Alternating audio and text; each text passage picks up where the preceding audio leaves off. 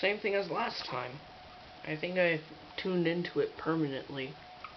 I'm not gonna untune. I think last time from my first video, why it stopped was because the antenna was at an angle, and I guess it was slowly pulling itself down until it was out of alignment. Or it could be something with the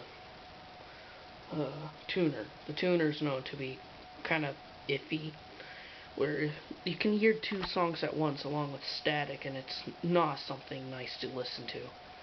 So you gotta press here, smack it here, press here. Those sometimes get it back into shape. If you want more information, check the description of video 1. Well, that's all.